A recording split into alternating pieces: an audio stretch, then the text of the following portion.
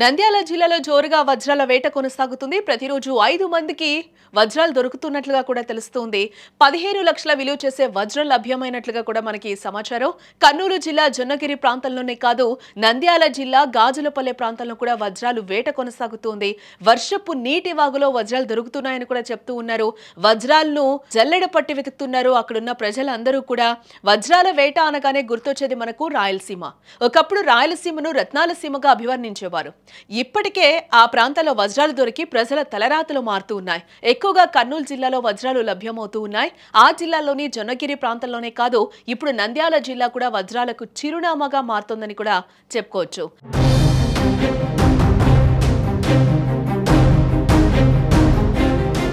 నంద్యాల జిల్లాలోని గాజులపల్లె ప్రాంతంలో ప్రజలు జోరుగా వజ్రాల వేట కొనసాగిస్తూ ఉన్నారు.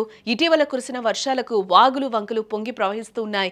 సరిగ్గా ఈ వర్షపు నీటి వాగులోనే వజ్రాలు కొట్టుకొస్తున్నాయని స్థానికులు నమ్ముతూ ఉన్నారు.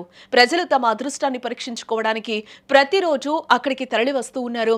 స్థానిక సర్వలక్ష్మీ నరసింహస్వామి దేవాలయం సమీపంలో ఉన్న ఈ వాగును వజ్రాల వాగుగా పిలుస్తున్నారు. ఈ వాగులోని ఇసుకను మట్టిని జల్లెడ పట్టి వజ్రాల కోసం వెతుకుతూ ఉన్నారు. కొందరు కూలి పనులు మానుకొని మరి వజ్రాల వేటకు వస్తున్నారు. ఒకవేళ వజ్రం దొరికితే తమ జీవితం మారిపోతుందని కూడా ఆశగా ఎదురు చూస్తూ ఉన్నారు. ఇప్పుడే ఒకటే దొరికింది. నేను ఈ మధ్య ఇక్కడికి వచ్చాను, మాది గుంటూరులో. ఇక్కడికి వచ్చాను, దొరికింది. ఆయన అమ్మనాడు వెళ్ళిపోయాడు. ఎంత వరకు వజ్రాలు ఇప్పుడు లభ్యమవుతాయి? ఎంత కాస్ట్ ఉండొచ్చు? మనం వచ్చి ఇప్పుడు 3 రోజులు అయింది. మన వచ్చాను, ఇవాళ ఒకటి దొరికింది.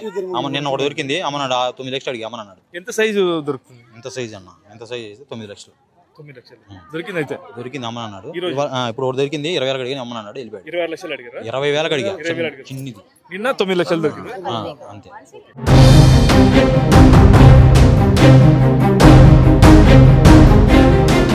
ఇటీవల ఒక వ్యక్తికి ఏకంగా 15 లక్షల రూపాయల విలువ చేసే వజ్రం దొరకడం స్థానికంగా సంచలనంగా మారింది.